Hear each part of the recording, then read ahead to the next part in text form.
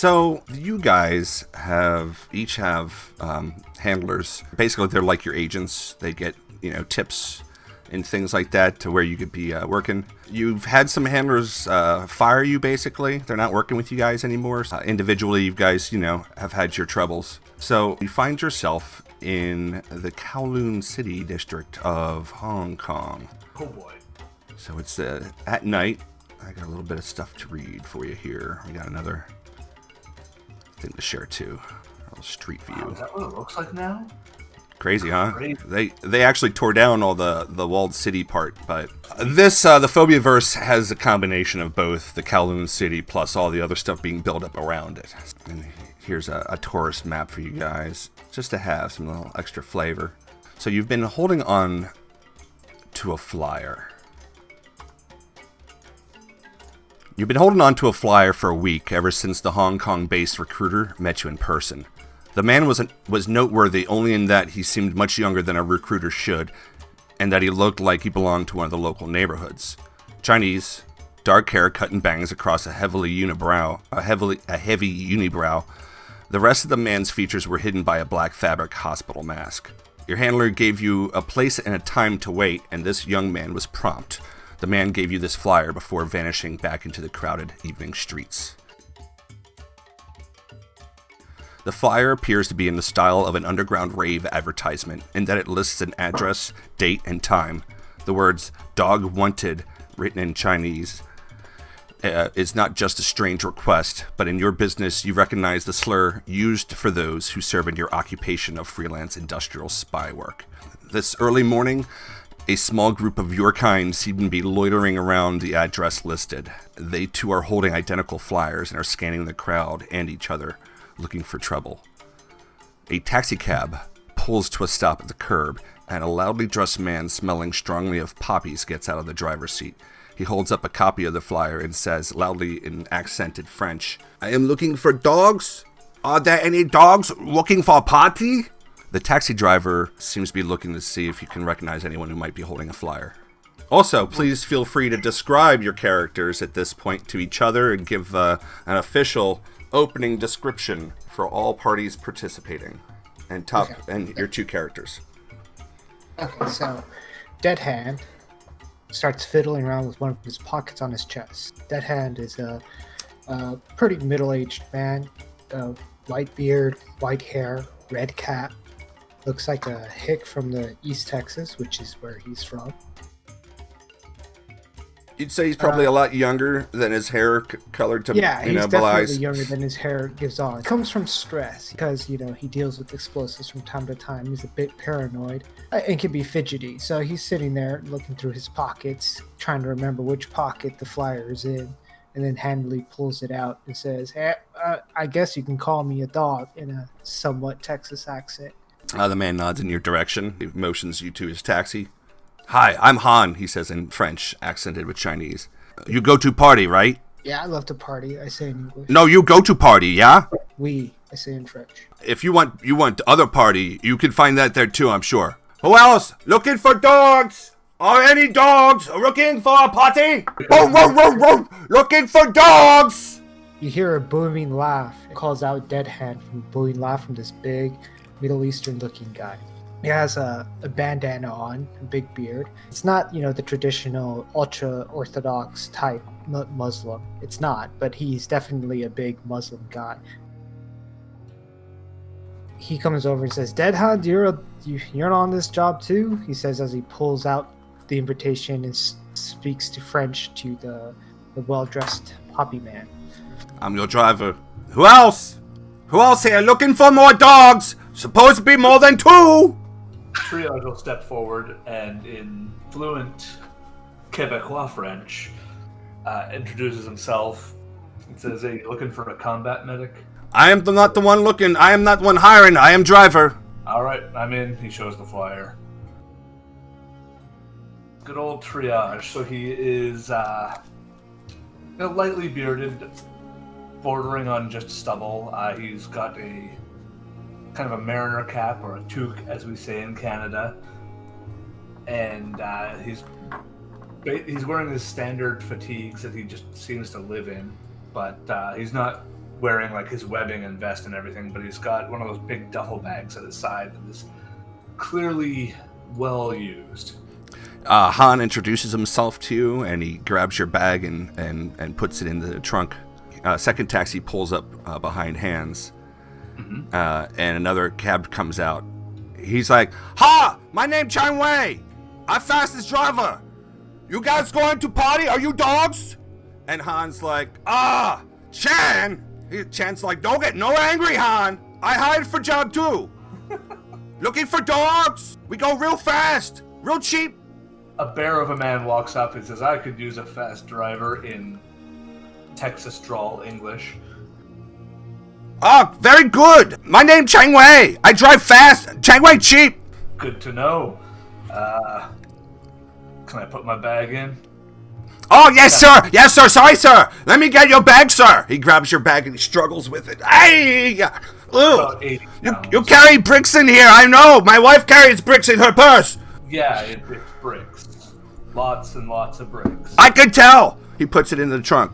So off to the side, there's two men that are two very different in appearance. One is very sullen, skinny, and covered in a hood with red bangs and a red beard hanging out. He looks not happy to be there. His name is Gamble, and he is suddenly pushed forward by the guy behind him, who is a very large man with a shaved, shiny head and a blue jean vest decorated with all sorts of medals and metal bits and tattoos. And he says, two right here, and he holds Gamble's hand up and waves his own flyer while holding his other in his other hand and just shoves Gamble forward. The second man's name is Cypher. Han's like, "Which one you ride with me? Wait, we got two car here. How you ride?" He shoves Gamble towards Han and goes and gets the other car. And Chang Wei's like, "You're starting to sound more like me, Han. You always rip off everything I do." And Han just flips him off. He's like, "Shut up!" So it's 2 o'clock in the morning, and the streets and the sideways are bustling. As you guys leave in your vehicles, the sights and smells change as rapidly as the sounds do, as your taxi driver deftly maneuvers through the tight spaces. Eventually, the car arrives with the smell of brine and seaweed as a taxi pulls up to a stop at the entrance to the harbor district. It's a company freight lock. You can see a sign that says Helm Brothers Trading Company. It's painted on buildings, and you can see that there is taxis and some security up front. We got triage. We got dead hand. Streetwalker 49. How many of them are there? It's a party, dude. All right, so you guys are right next to the harbor, or the water here on the right-hand side. The taxi cabs have pulled up. There is a truck parked, right there. You can see a bunch of streetwalkers hanging out next to this cop. This cop's got his lights on, just blinking, but he doesn't have a siren on, and he's just like casually lounging on the front of the hood of his car, and he gives you guys a smile and a knowing nod. He says, "Are you here for the recruitment?" He says in Chinese. Both of my characters look at him kind of head tilty, like no comprende. What? Says Dead Hand, because he doesn't speak Chinese. Gamble says nothing, and Cypher just looks confused as well. He just looks disappointed and shrugs, and he continues talking with his ladies, and he starts kissing one of these ladies here. As you guys are standing there, a ambulance blares its siren and comes down and drives like past you guys, and y'all have to sort of move out of the way. It's like blaring its horn and it's flashing its lights. Chang Wei is cursing at the guy in Chinese, and then the ambulance gathers speed as it leaves the docks, and you can, like, the Doppler effect created by the siren gets lost in the noise of Kowloon City. The taxi driver demands his fare, and they ask if you will be needing a rides out again. Probably. Chang Wei's like, "Yeah, I think so too. You guys, you have smell of bad luck on you." Bad luck. But I smell it all over you. That'll be... And he tells you how much money you owe him. Dead Hand gives him the exact amount. Serpent doesn't care and just hands him a wad of cash he doesn't understand. Says, "I'll be waiting here." And Han's like, "I'll be here. Good luck. Bon chance. So, meanwhile, the police officer, he's, dressed in uniforms. He's sitting on the hood of his car, and he's got, like, his arms around both the ladies now. And then he says, "You English boys?" Canadian, actually. Gamble nods. He tells you the prices of the girls as you approach. Wrong party. I prefer to keep my dick attached and not rotting. This guy comes up over here and he looks at you guys. He is a security man with a HBT company logo, with the Helm Brothers Trading Company. Right, but he gets up, to do his job. He's like, for party, yeah? You have tickets? Yes. Holds up his flyer. Okay, you go. Is that last building? You go straight. And he goes back, and he sits on the thing, and he tells the hooker to sit on his lap. Gamble just pulls something under his breath, and Cypher shoves him forward. There's the throbbing thrum of the music. You can hear the water of the harbor. Again, it's 2-something in the morning. It would be peaceful if not for this. Triage, from where you can see, the next building also has HBT painted, and there's a gathering of people up towards the front. And I'm missing a couple of hookers. Sure, she was a good hooker. Hi, lady. As you approach this alley here, also you can see that there's a bunch of vehicles parked here along the side. A lot of sporty, sort of expensive street cars and old classic stuff. There's an ambulance with its lights going, but it just seems to be standing there.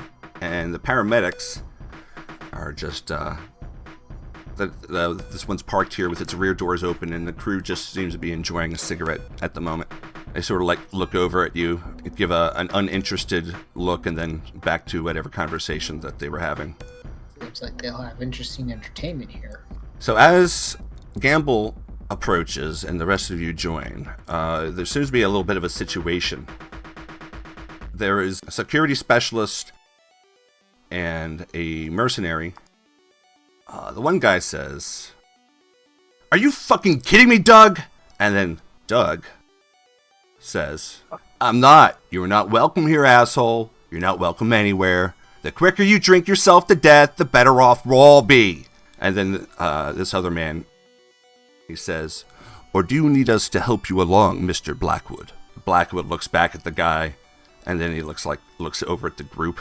And the Nigerian just says, "Do not even think that I will not shoot you dead where you stand." And then Doug says, "You have been blackballed, Blackwood, even here. Maybe take up a professional wrestling course as a new career, because you ain't gonna work ever again." So Blackwood here just is glaring at everyone, and he stops and he gives each of you a long look, and you get a sense that you've just been weighed and that he will remember you. He walks away, back towards the waiting cabs. Oh, Blackwood. The man Doug asks you to step up. Provide your thumb to be read by this scanner. My thumb? Yeah, Bubba. Alright. Puts it on there, and he reads off your code name as Triage. Is this correct information? Yes, sir. You can go in, or y'all can wait. You can go in as a group. Since I have to open the door, I recommend you all wait. Next! Step aside. And he checks all of you guys out in turn, confirms that you're given code names or what you're expected and what he's expecting. And then he starts to lay out a few of your backgrounds publicly, merits, crimes, failures. He doesn't go into too much detail, but it's enough to make each of you a little bit uncomfortable that they have this information. And then he says, "All right, you're all cleared to go in. You're going to be looking for a man called Mr. Paul. He will be recognizable by his creepy mustache." Great. So, yeah, he'll tell you how the night's going to progress, I guess. You're going to want to behave if you want a job. All right, now. And he opens the door, and there's a DJ wearing a plague mask and a hoodie. Seems to be a 1989 Batmobile parked in here. Because of course there is. You found the source of the music as the DJ is working the ones and the twos. Instead of dancing, there's a couple of men just beating the crap out of each other in the middle, Fight Club style. This guy approaches you all as you come in. I'm security, he says to triage. My name's Kimi. You're gonna be needing to get on the list. You're gonna want to talk to Mr. Paul. He's in the back office. Walks this way. He's gonna be up in here. Do you want to see him? Bounds on the door. Yeah. He seems to be talking into a radio. Okay, I'll let them in. The door opens. There's a scientist man and a creepy mustached man waiting inside. So basically, coming in, the experience is really similar to that of being let into a nightclub. The music's just assaulting your ears. The warehouse itself is dimly lit, but there's a laser light show and fog machine happening. As you guys are crossing the threshold into this office, the throbbing music is cut short, and you hear an air siren let out a shrill blare. And then this dude at the far end, big black dude with a Caribbean accent, calls out a few names of the next group of candidates, and a few people start to line up. Then the door opens behind him. The music starts playing again, and then these people are ushered out the back door. This guy sits in front of you with his creepy mustache. He's got a very pale pallor to his face, and he's wearing like this brown tweed coat. And he looks up at you kind of bored, and he says, you need to sign up, don't you? He flips open a computer, says, all right, I'm gonna give you some options. You're gonna sign up for them. You can sign up. You have to sign up for 3. The guy with the white stripe in his hair has a nasty scar on his face. Looks over at you with a mild look of appraisal. Or perhaps it's that look you would get if you were a rat in a cage. The first man, Mr. Paul, says, the following events are skill tests. Burglary skills. For those of you looking, we have cat and mouse and lock and chase. I'll read them again in a moment. I'm just going to get through this right now. Computer nerds. Hacky sat. It's hacky sat. MySpace. Exploit me. Bring home the... and leaky crypto. You could choose any one of those, unless that's all you do, but we also have medical services.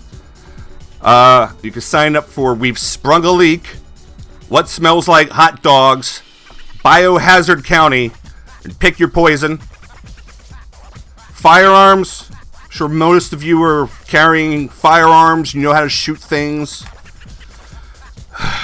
There's Sniper's Apple, Shooter Ready, and yeah, that's it. Shooter course has been canceled.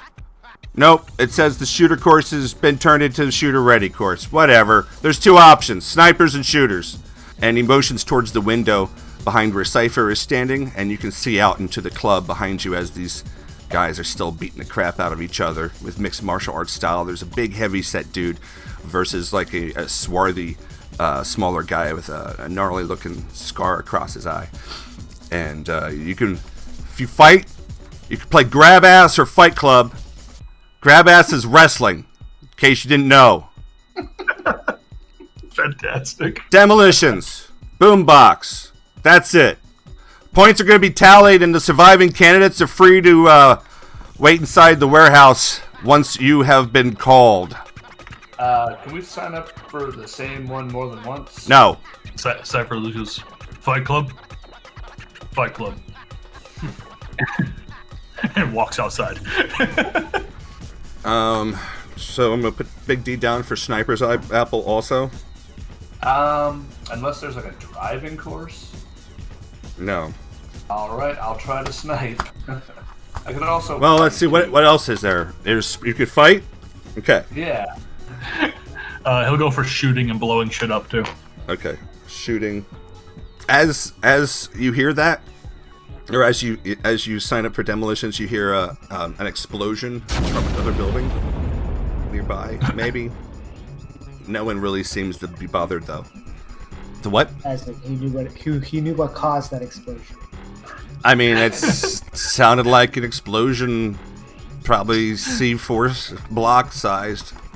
After a few minutes, another guy comes in, and then he whispers to the large black mercenary, and the mercenary comes in to the doorway, and he says to Mr. Paul that where are the radios being kept?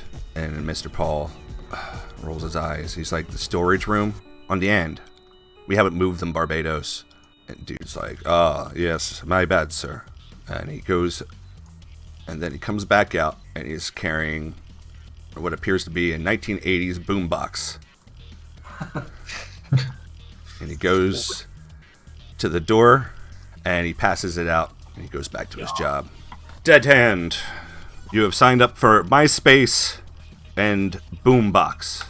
Cat and Mouse or Lock and Chase. Triage and Serpent and Big D. Alright, so Triage, both your characters require one more.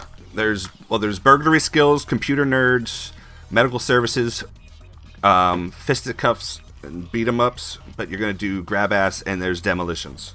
What are the demolition ones again? You got Boombox. And Boombox. Boombox and Boombox, alright. Hey guys, my people are arriving here in just a minute. No problem. Gamble and Cypher are both called out of the room. Amongst, in addition to a couple of other names, as the next thing, and then if you don't mind, I'm just we'll pick up with your character next gaming I'll session. drop off. I can't wait to find out what Smells Like Hot Dogs is all about. Mr. Paul gets all of you signed up, tells you to go have fun, but not in here. Big D nods and says, yes, sir. So basically, here you have a bunch of people that you could walk around and interact with if you felt like it. These people look like a mix of mercenaries as well as some people who look like they're just there for the show, and some people are there as girlfriends, and a couple of hookers can be seen. These guys are doing their thing, and this guy gets knocked out. And the mercenary who wins, they announce his name, Mako.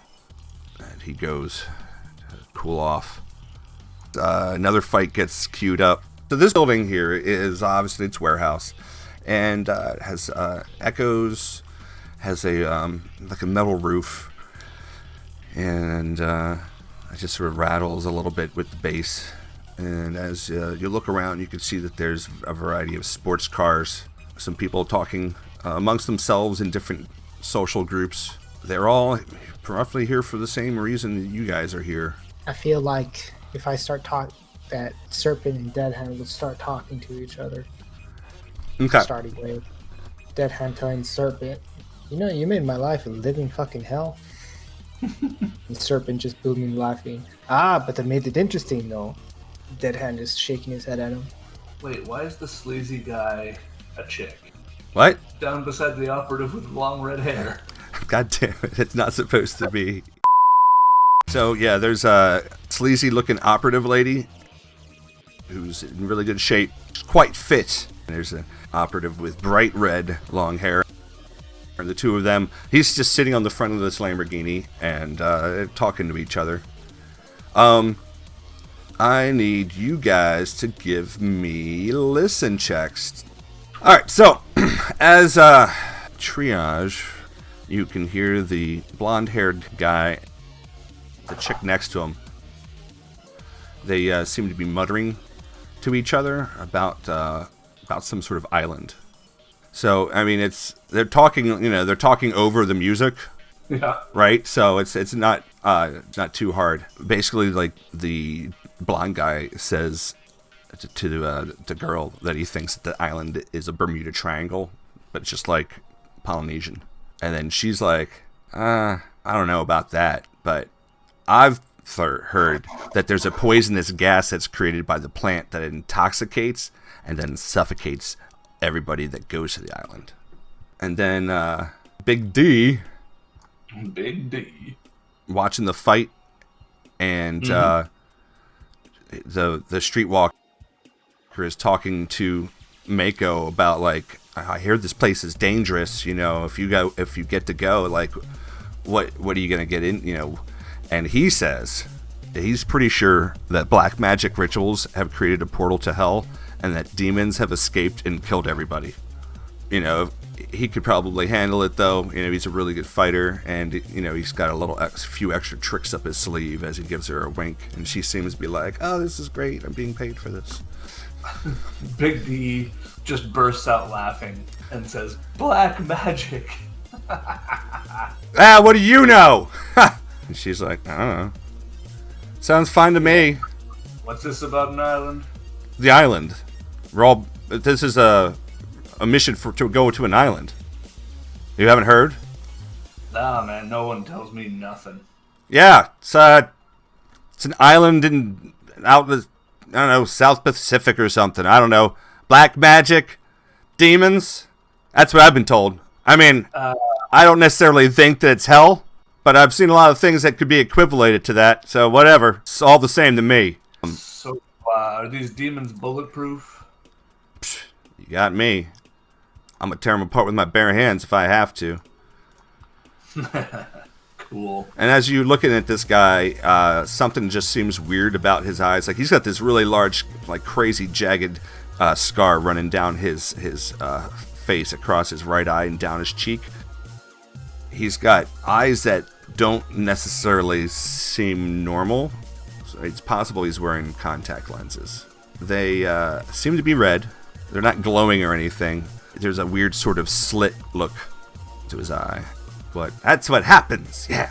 Cha-cha-cha. What do you think about that, Darren? Darren looks at the guy and says, whatever floats your boat. He says, are you going to be fighting?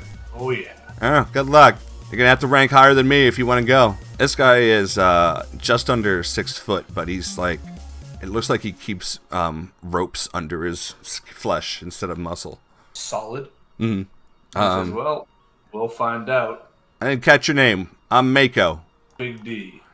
He gives you a real firm handshake. Strength check.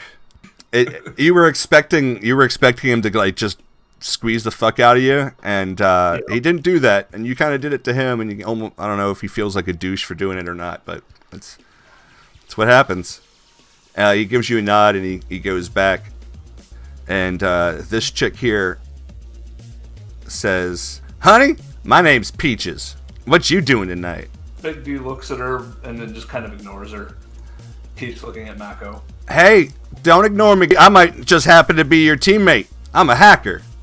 I heard some crazy shit about this island. I don't believe nothing about that demon stuff.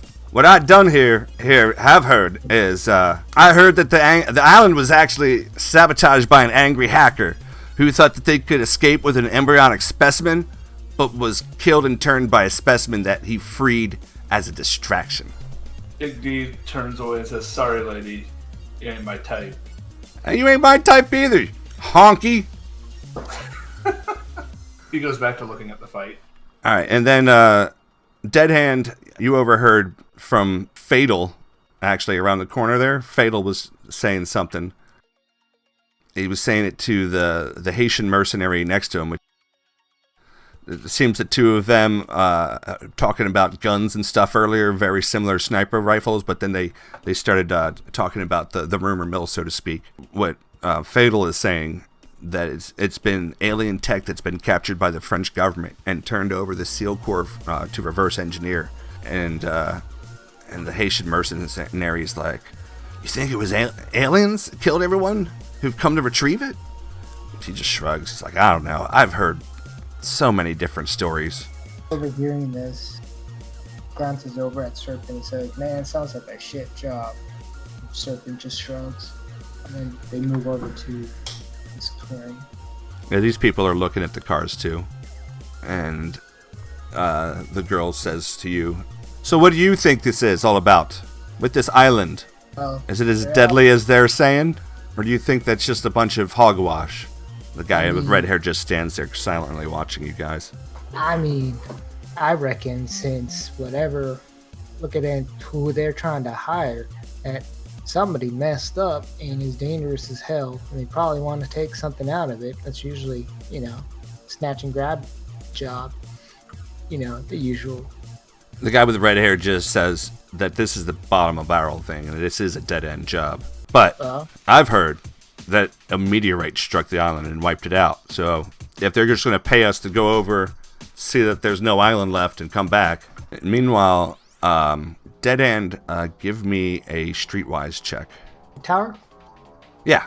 All of you've heard is that everyone seems to be talking about an island with all the crazy stuff, and the only thing that you know that checks out with it is that sometime late last year, a French company had a black ops island that dropped off the radar, and that's pretty much all you know. So it basically, these people are more or less confirming what you've heard. Jolt, you want to give me a streetwise check? The both of you guys have heard the same thing, and it's not at all believable. But you've heard that the island itself moves and can't be found anymore. But that's basically like what the both of your characters have heard. What is an island? Yeah. So Peaches, she has her long hair braided and held back with a red handkerchief headband. She has brown smooth skin, and generally had a friendly demeanor. She has a slight scar that runs across her right eyebrow, and the number 53 could be seen tattooed along the left side of her neck.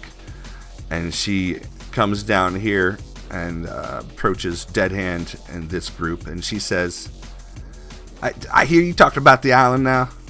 Yeah, I was just mentioning that this is probably a dead end or bottom of the barrel job. Yeah, well, I guess we all wouldn't be here unless we had better choices now. So it just says, all my jobs are dead end jobs. Peaches looks Serpent up and down. She's like, you're kind of cute. So Peaches looks over at you, and she's like, you skinny. I like them skinny too. What you do? Whatever you need to get into, I'm the guy. Can you get into my online, in line, or through a wall? Oh, girl, you and I have a lot in common. I am a computer hacksaw of highest caliber. Though I don't know why I just said hacksaw. That shit's tacky. I think I've seen your Peaches. card here or there. Hell yeah, the 34 and the 53. You know what I'm talking about. Peaches. There's a streetwalker that walks out from the corner, and this other guy, and he's like pulling up his pants, and she like walks past you guys, and she smells like skank. Weaves all in and out of all of y'all, and then she goes up to this guy. Hey there. And then this guy walks up, and he's his belt's still undone, and he's putting a cigarette in his mouth. And he says, this is a Shelby right here. It's a nice car. And of course that Lamborghini Countach and the Batmobile. You guys see there's a Batmobile here? Ha! Man, that's crazy. Triage gets all excited about that. Oh, and then he realizes his belt's undone. He fixes that. My bad. Yeah, look at that. He goes over to the Batmobile.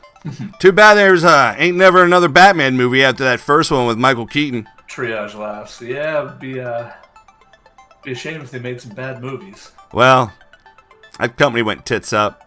My name is Schultz. He offers a hand. Schultz. Triage. Grabs your hand and shakes it firmly, but not squeezing it. Triage responds with just a friendly handshake. So, what do you do, Triage? Let me guess. You're medical. Yep. Combat medic JTF2. I am a shooter, and I can outshoot all of these guys here. So I'm most likely going to be your team sniper. Good to meet you. I hope I can trust you. It's okay. I'm Canadian. All right. Well, it's good talking to you. It's good meeting you. And he walks this way and around the corner to go watch a fight. As you guys go, one of the I'm gonna just add one thing. Like Schultz turns around and asks you guys, so what do you know about this company, Apocrypha? And that's where I'll leave it.